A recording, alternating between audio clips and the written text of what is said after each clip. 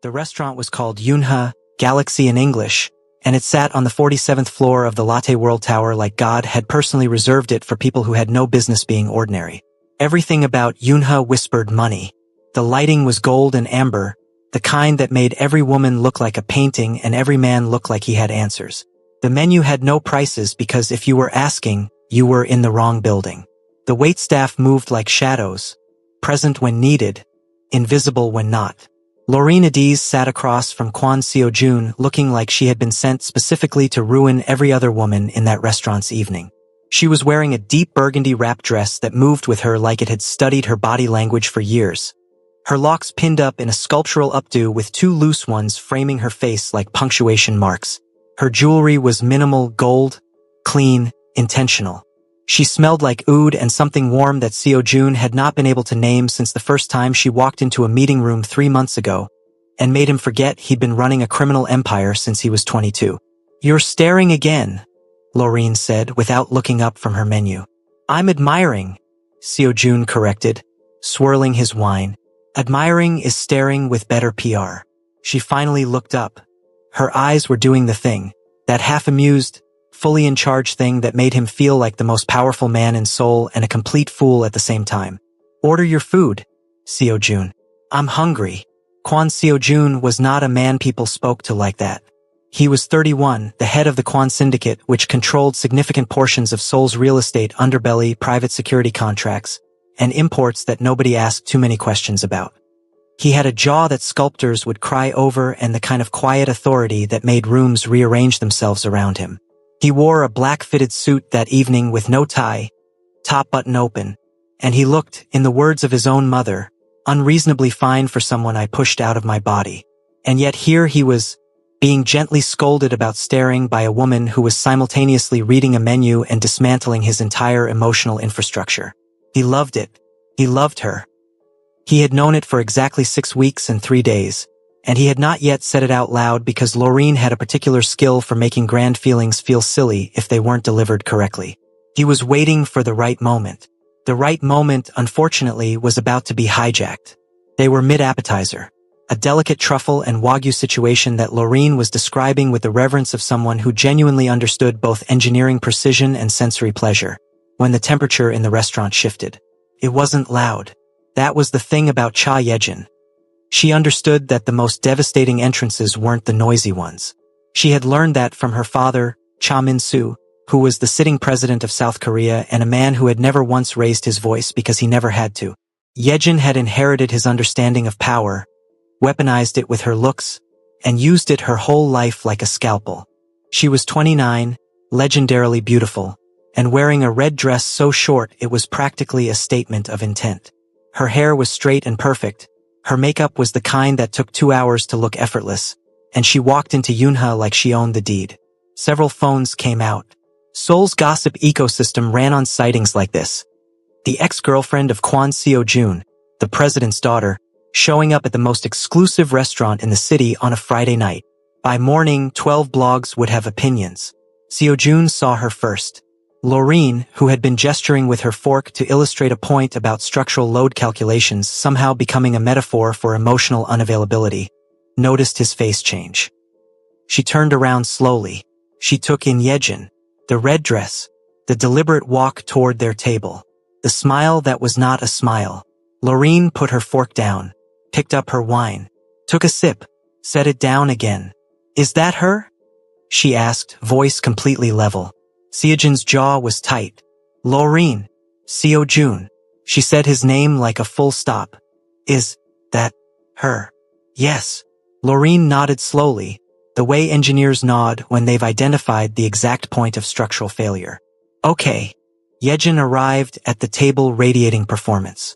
She ignored Laureen with the practiced precision of someone who had spent years making other women invisible through sheer force of dismissal. "Seo-jun, she said, her voice liquid and warm, placing both hands on his shoulders from behind and leaning down like she was whispering a secret to someone who still belonged to her. "I was so surprised to see you here. I've been thinking about you so much lately." "He looks well thought about," Laureen said pleasantly. Yejin blinked. She turned to Laureen for the first time, clocking the dress, the locks, the gold, the absolute composure, and recalibrating with the slightly confused expression of someone who had expected to find a puddle and found bedrock instead. "I'm sorry," Yejin said with a sweet smile. "I don't think we've met. I'm Cha Yejin." Pause, deliberate, seasoned, lethal. Seo-jun and I were together for 4 years. "Congratulations on surviving 4 years," Laureen said, her tone genuinely conversational. "I'm Laureen. We're on a date right now, so—" The "so" landed like a gavel. Yejin's smile stayed, but her eyes shifted. She had a script for this, the emotional appeal, the manufactured memory, the whispered thing about how nobody would ever know Seo-jun the way she did, the implication that whatever this new woman was, she was temporary. She'd run this script before. It had always worked. "I just wanted to say hello," Yejin continued, pivoting, turning back to Seo-jun. "Do you remember the last time we were here together? You ordered the—" "He remembers," Laureen interrupted gently.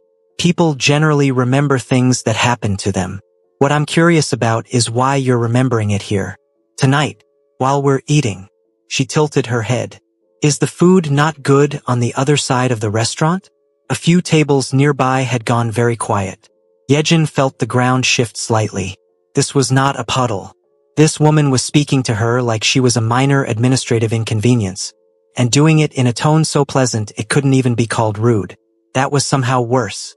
"I just think," Yejin said, her voice dropping to something more intimate, more pointed, angling towards Seo-jun, "that you deserve to know the full picture before you."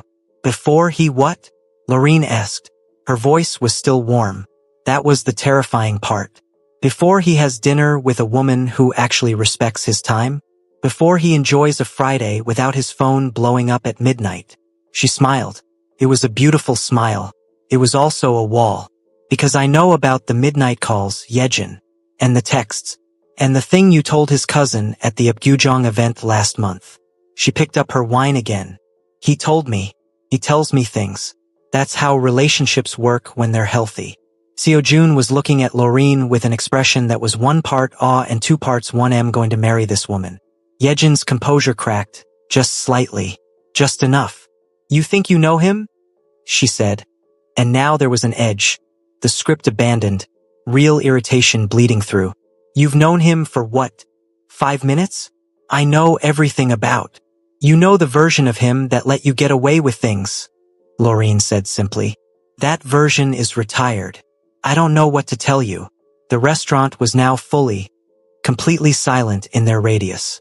3 waiters had stopped moving. A man at the next table had put down his chopsticks. Yejin stared at her. Something mean and cornered moved across her face. "You're embarrassing yourself," she said quietly. "Do you know who my father is? Do you know what I could do to your—" She didn't finish the sentence, because Laureen stood up. She didn't stand up dramatically. She didn't knock anything over or raise her voice. She simply rose to her full height, which was considerable in heels, set her napkin on the table with the precision of a woman who had spent her career calculating tolerances and load-bearing limits, looked Cha Yejin directly in the eyes, and said, quietly, kindly, almost gently, "I know exactly who your father is, and I'm not afraid of him, his office, his connections, or the fact that he raised someone who crashes dinner dates in a dress that's trying too hard." She paused. "I'm going to ask you once to leave our table. And if I don't?" Yejin said. "A mistake. A real one." The slap was not telegraphed. There was no dramatic wind-up, no trembling hand, no movie-style slow motion. It was clean, swift, and precise, the same way Laureen approached every problem that needed a direct solution. The sound of it rang out across Yunha like a single clean note. Yejin stumbled back into a waiter who caught her by the arm, her hand flying to her cheek, her perfect composure completely irreparably gone. Her eyes were wide. Nobody had ever— "That was your one," Laureen said. She sat back down, picked up her fork. "Seo-jun, the wagyu is getting cold." Seo-jun stared at her for one long, beautiful, speechless second. Then he started laughing, quietly at first and then fully, helplessly, pressing his hand over his mouth and failing completely. His shoulders were shaking. Yejin fled. The red dress disappeared around the corner toward the elevators. Several people at nearby tables began cautiously applauding. A woman 3 tables over raised her glass. Loreen took a bite of Wagyu and pointed her fork at him. "Stop laughing and eat. You're incredible," he said, still recovering. "I know. The food is very good. By the way, you chose well." By midnight, the story was on 6 different soul gossip forums. By morning, Loreen Adiz was, quietly and completely, a legend. The problem with slapping the president's daughter in a 5-star restaurant is that eventually, the president finds out.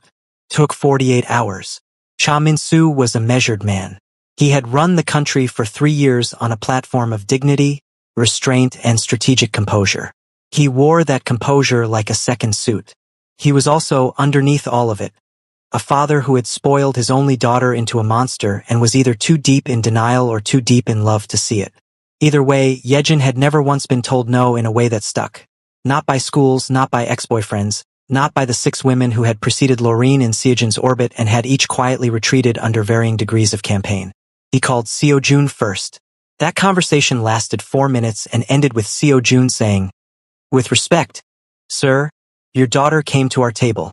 She was asked to leave," and then hanging up, which was either the bravest or most reckless thing he'd done in his criminal career, and the threshold was genuinely high. Then Cha Min-soo's people started making calls. Loreen found out about the pressure campaign on a Tuesday from Kwan Myri, Seojun's mother, who had called her at 8:47 a.m. while Loreen was eating cereal and reviewing the structural specs for a high-rise project she was leading in Mapogu.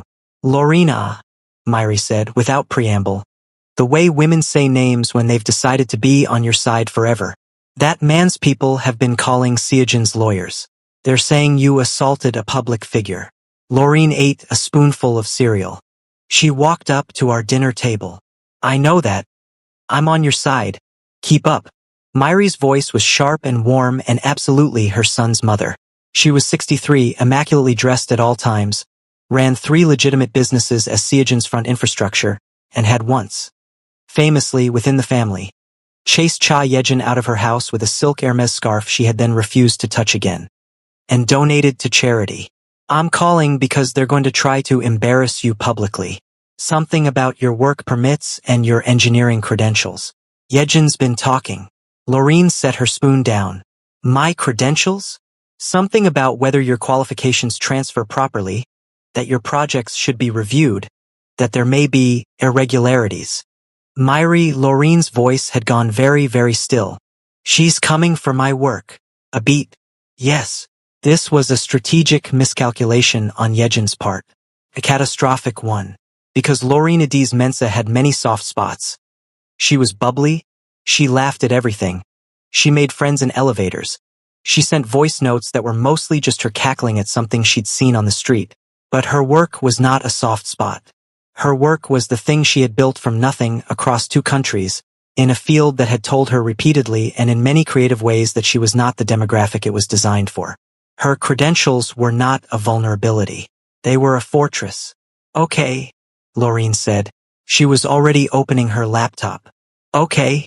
Myri sounded slightly worried. "What does okay mean?" "It means okay, Myri SSI. Thank you for the heads up." A pause. "Tell Seojun not to do anything. I'll handle this." "He's going to want to. Tell him I said to sit down." There was a sound from Myri's end that Loreen would later describe to her best friend as the specific laugh of a woman who has waited years to watch someone put her son in his place and is now fully living.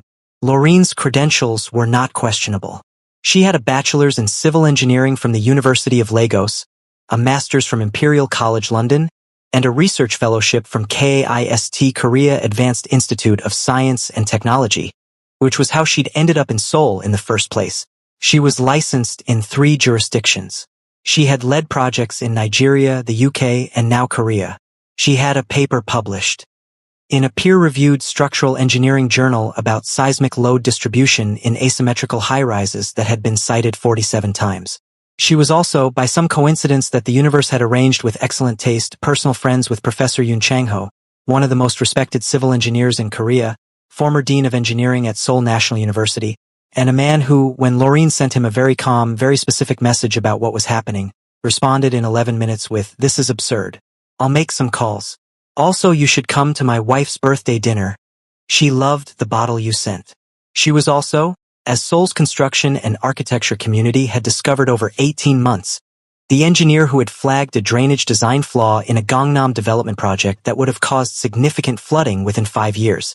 She'd caught it during a third-party review nobody had asked her to do. She'd quietly reported it had been quietly fixed, and the developers had quietly never forgotten it. Seoul's engineering world was small. It had opinions. And when word got out carefully through channels the way Laureen had learned to let information travel when she needed it to go somewhere specific, the opinions were loud. 3 senior engineers issued a joint statement through the Korean Society of Civil Engineers affirming her credentials. A construction conglomerate she'd consulted for posted a quote on their corporate LinkedIn about the quality of her work that got 14,000 likes in 6 hours. The KIST Fellowship Office confirmed her research record publicly.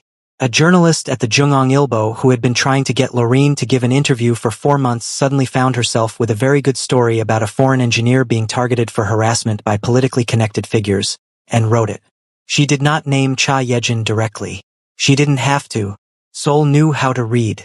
Between lines, Cha Min-soo, to his credit, tried once more. His chief of staff called a number connected to Laureen's firm with vague language about mutual benefit and settling misunderstandings quietly. The person who received the call was Laureen's project manager, Bae Hyunki, who was 26, extremely loyal, and who immediately forwarded the recording to Laureen with the message, "Nuna, do you want me to post this?" Laureen replied, "Not yet, baby boy, save it." Through all of this, Seo-jun was doing the hardest thing he had ever done in 31 years of being a man who ran an illegal empire. He was sitting down. He was sitting down because Laureen had told him to. He was sitting down because his mother, who agreed with Laureen on everything now and had essentially adopted her telepathically, had also told him to. He was sitting down because he had watched Laureen work and understood, finally and completely, that she was more dangerous than him in every arena that didn't involve a weapon. But he was not idle. He made one call. One quiet, professional call to someone whose name would never appear in this story. And whatever Cha Min-soo's people had been planning in terms of further legal maneuvering quietly ran into a series of procedural obstacles that nobody could explain. Seo-jun didn't mention this to Laureen. She didn't ask. They had an understanding that was still forming its own language. What he did do, openly and completely, was show up at her apartment on the Wednesday evening with her favorite jampong from the place in Sinchon she'd mentioned once in passing 3 weeks ago. A bottle of wine that cost more than his first car, and absolutely no agenda. She opened the door in an oversized hoodie, locks down, reading glasses on, highlighter in her hand. "How did you know my order?" she said. "I listened to you," he said simply. She stared at him for a second. Then she stepped back and let him in. They ate on her couch with her structural drawings spread across the coffee table and a Korean drama on low volume that neither of them watched. He asked questions about her project. Real ones, not polite ones.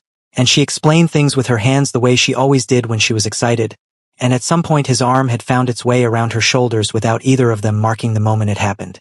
"You didn't have to stay back," she said, during a quiet moment. "I know you wanted to do something." "I did something," he said. "Yeah, I stayed back. That's the thing I wanted to do most." He paused. "You didn't need me to fight for you." "No," she agreed. "But it's nice that you wanted to." He pressed his lips to her temple. She pretended to look at her drawings for another 4 seconds and then gave up and leaned into him. And the city of Seoul glittered outside her window, 23 stories down, completely unbothered. Myri, who had been texting Laureen at intervals to provide real-time intelligence and general encouragement, sent a message at 10:14 p.m. that said, "Is my son there?" Laureen replied, "Yes." Myri, "Good. Make him clean something. He needs to feel useful." Laureen looked up at Seo-jun, who was relaxed and warm and doing that thing where he looked at her like she was a problem he was delighted to never solve. "Your mother says you should clean something." He looked around her apartment. "It's already clean. Then you're welcome to do the dishes from dinner." He got up without a word of complaint. From the kitchen, a moment later, she heard him turn on the tap and start humming something low and tuneless. Laureen went back to her drawings, smiling at the paper. The thing about Kwan Mairi was that people consistently and fatally underestimated her because she was elegant. She was the kind of woman who wore her age like an investment. Every year of it deliberate, well-maintained, intentional. She smelled like Chanel No. 5 and operated with the precision of a woman who had run logistics for a criminal organization without ever holding a title, a weapon, or a traceable bank account in her own name. She was charming at charity galas. She was warm at church. She had buried 2 enemies using nothing but information and patience and had never once raised her voice. When she decided to love someone, she did it the way she did everything else. Completely, strategically, and with escalating commitment. She had decided to love Laureen somewhere around the 3rd week of June, bringing her name up in conversation more than 3 times per phone call. By the time the Yunha dinner happened and Mairi heard the second-hand account from her nephew who'd been at the restaurant, she had moved from love to ride-or-die allegiance. By the time Cha Minsu's people came after Laureen's credentials, Mairi had entered a state of focused, elegant warfare that she found genuinely rejuvenating. She was 63 and she had been bored. The public confrontation, the real one, the one that ended things, happened on a Saturday afternoon at the COEX atrium in Gangnam, which was unfortunate for Cha Yejin because the COEX atrium was large, public, glass-ceilinged, and extremely well documented by the collective phone cameras of a Saturday shopping crowd. It was not planned. That was the thing. Laureen was there because she'd agreed to meet her friend and colleague Grace, another black woman in engineering, Ghanaian, working at a different firm, who was the closest thing Laureen had to a fellow soldier in Seoul, for lunch and then a very specific mission involving finding a lamp. Mairi was there because she had a standing Saturday routine that involved the COEX bookstore and a particular brand of hand cream only sold there. They had, by a coincidence arranged entirely by the universe and partially by Mairi, who had seen Laureen's Instagram story and realized they were in the same building, ended up at the same cafe. Yejin was there because she had been tracking Seojin's location through methods that were legally ambiguous and had seen him drop Laureen off in Gangnam that morning. She arrived with 2 friends, Shin Hyejin and Oh Soo-min, who were beautiful and loyal and deeply unequipped for what was about to happen. She spotted Laureen at a cafe table with Grace and an older woman she didn't immediately recognize, wearing a cream silk blouse, pearls, and reading glasses, looking at a menu like she was reviewing a business proposal. Yejin had decided, in the 48 hours since the engineering story had run, that the problem was she hadn't been direct enough, that she'd been too subtle, that what was needed was a genuine, public, emotional confrontation that would make Laureen look aggressive and unstable, that would remind Seoul who the Cha family was, and that would finally, definitively, end this. She walked to the table. Her friends flanked her. It was supposed to look powerful. "We need to talk," she said to Laureen. No greeting. Full voltage. Laureen looked up from her iced tea. Grace, who Laureen had fully briefed on the entire situation in the manner of a crisis debrief, leaned back in her chair with the expression of someone who had bought a front-row ticket.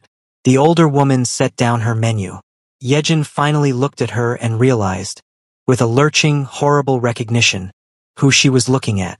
"Yejin," said Kwan Mairi pleasantly. "It's been some time." The last time they had been in the same space, Mairi had been chasing Yejin across a garden in Hanamdong with a Hermes scarf and extremely specific opinions about Yejin's character. Yejin had blocked the memory as an act of psychological self-preservation. "I wasn't," Yejin started. "Talking to me? No. You were talking to my future daughter-in-law." Mairi folded her hands on the table. It was a small gesture. It landed like a gavel. "So you're talking to me? Future daughter-in-law?" Laureen said, eyebrows climbing. "Hush, we'll discuss timeline later." Mairi did not look at Laureen when she said this. She was looking at Yejin with the focused patience of a woman who had been waiting for this specific moment for a long time and had no intention of rushing it. "What was it you came to say?" Yejin's friends had taken a small, involuntary step backward. This was not the terrain they'd signed up for. "This is between me and," Yejin tried. "It is not," Mairi said simply. "It stopped being just between you and Seojun when you came to their dinner. It stopped being between you and her when your father's office made calls about her professional credentials." The pleasantness in Mairi's voice had not wavered. That was the part that was frightening. "I know your father, Yejin SSI. I've known him for 15 years. He is a man of institutional power. I am a woman of personal power. Those are different things, and I think at some level he understands that. Are you threatening the president? Yejin's voice had gone strange. I'm explaining a situation, Myri said. There's no threat needed. What I'm telling you is that what you have been doing to my son, and now to Loreen, is finished. Not because of any single thing I'll do, but because Soul is tired of you, baby. And tired people talk. At that moment, Grace, who had been admirably silent, reached across and touched Loreen's arm. Is she always like this? She whispered. I'm getting to know her myself, Loreen whispered back. Yejin had gone pale. Not from the words alone. She had been in rooms with powerful people her whole life and had learned to absorb words. She was pale because she had looked around and noticed, for the first time, that 5 or 6 nearby tables had people on their phones. Not subtly. One woman was openly pointing her camera.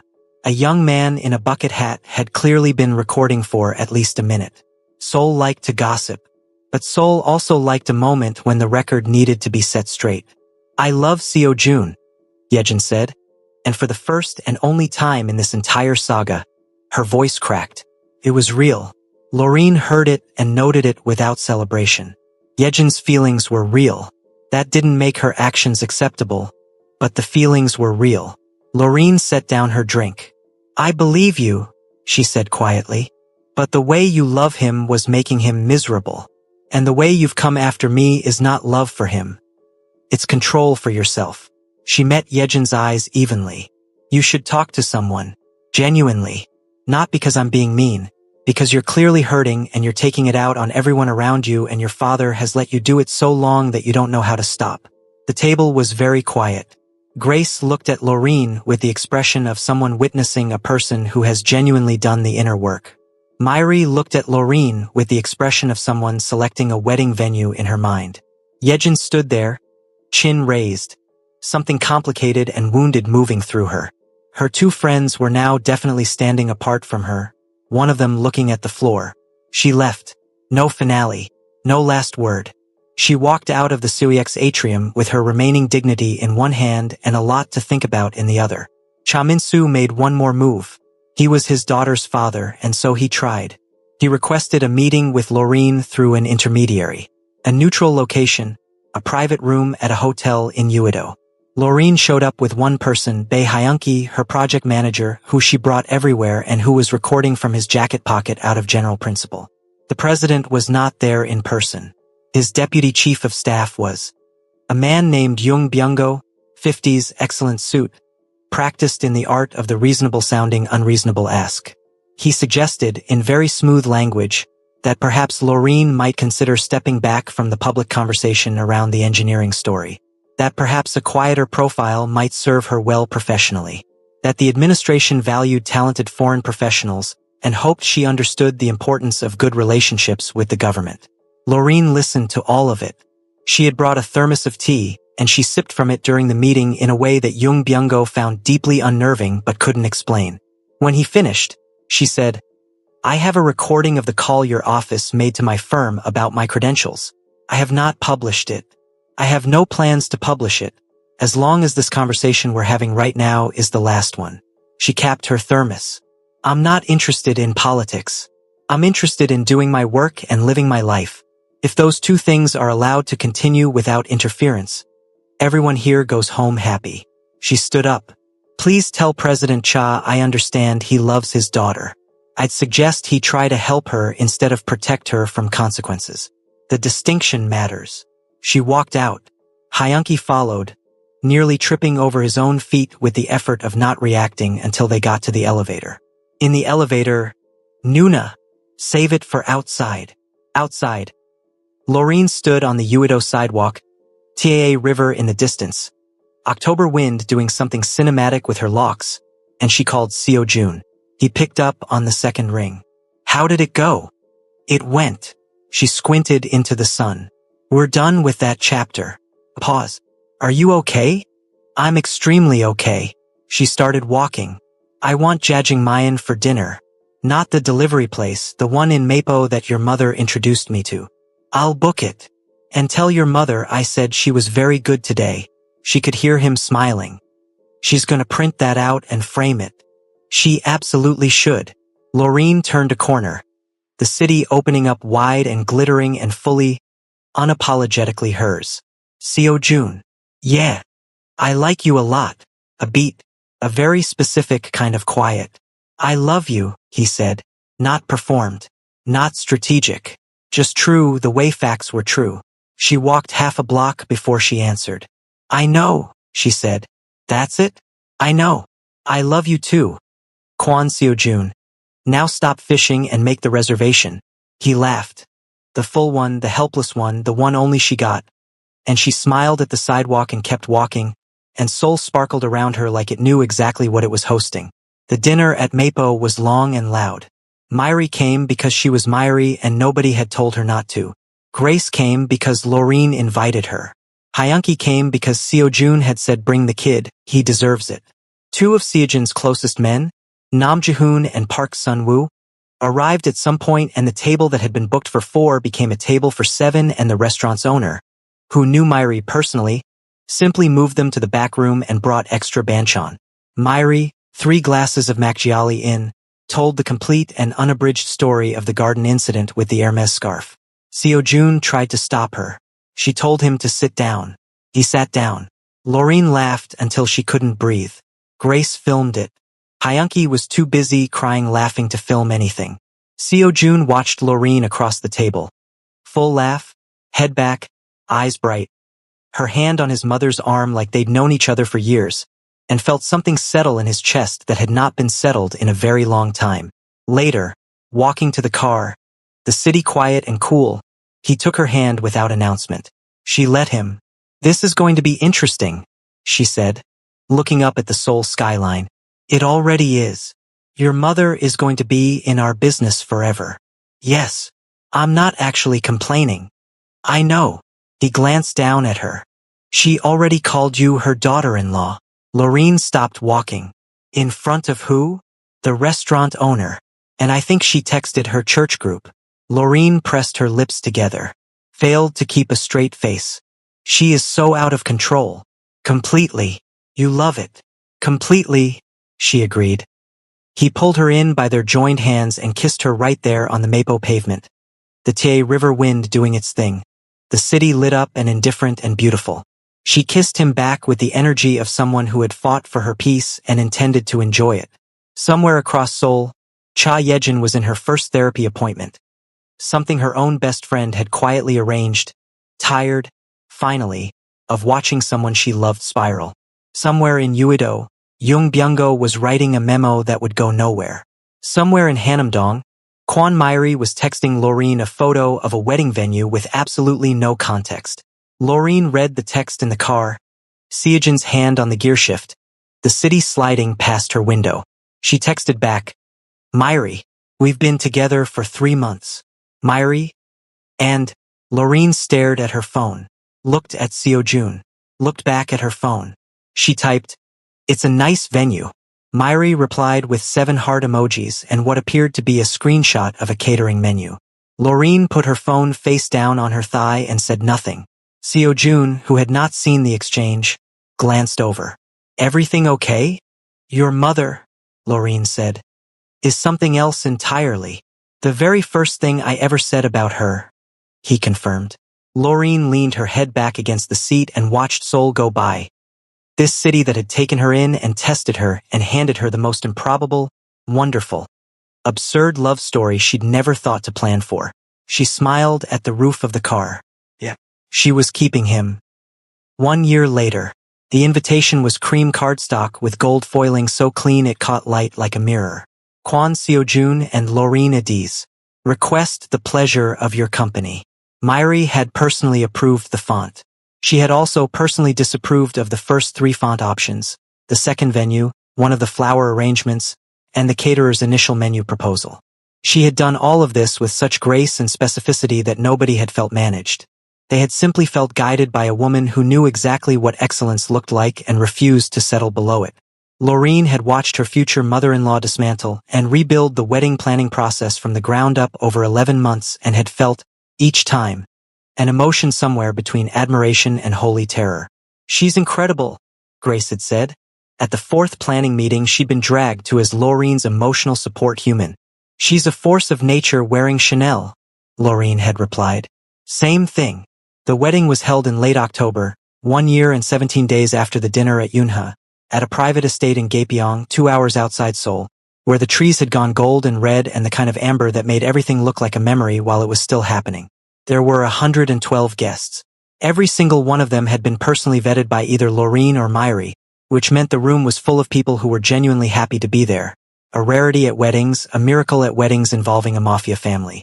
Grace was maid of honor and cried through the entire ceremony while maintaining fierce eye contact with the officiant as though daring him to acknowledge it. Hyunki was a groomsman and had prepared a speech that Seo-jun had pre-read and approved, and that still somehow contained 3 jokes at Seo-jun's expense that landed perfectly. Nam Ji-hoon and Park Sun-woo stood at the back of the ceremony in suits that Laureen had selected, because she trusted no one else's taste, and both of them cried quietly and denied it afterward. Laureen walked herself down the aisle. It had been her decision, made quietly and without drama. Her father was in Lagos and had flown in. He was there, seated in the front row, resplendent in an agbada that made half the room do a double take. But she had told him she wanted to walk herself in. "I've been walking myself into rooms my whole life, Daddy. This one just has better lighting." He had laughed and said she was exactly like her mother and straightened her veil. She wore ivory, not white ivory. A gown with a structured bodice and a full skirt that moved like water. Her locks down and loose with small gold cuffs threaded through them at intervals, catching the October light. Her jewelry was her grandmother's, simple, gold, old. When she appeared at the end of the aisle, Seo-jun, who had been composed, still, and entirely in control for 31 years and approximately 4 minutes into this wedding, stopped being any of those things. His jaw didn't drop. He didn't make a sound. He simply looked at her and something in his face opened completely, like a room with all the windows thrown wide, and Ji-hoon, standing next to him, very quietly said, "Breathe, boss," which Seo-jun ignored.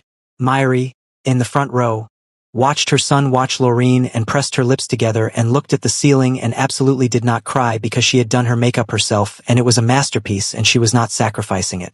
She lasted until Laureen reached the altar and smiled at Seo-jun with that specific smile. The unbothered, fully in charge ICU smile, and then Myri cried, completely, and fixed her makeup afterward in 90 seconds flat because she was Kwan Myri and she contained multitudes. The vows were written by both of them separately and read for the first time aloud at the altar. Seo-jun went first. He was not a man of many public words and everyone in the room knew it, which made the silence before he spoke feel like held breath. He said, "I have been in rooms full of dangerous people my whole life and I was never once afraid. You walked into a meeting room with a highlighter and structural drawings and I couldn't remember my own name. I don't think I've recovered. I don't want to."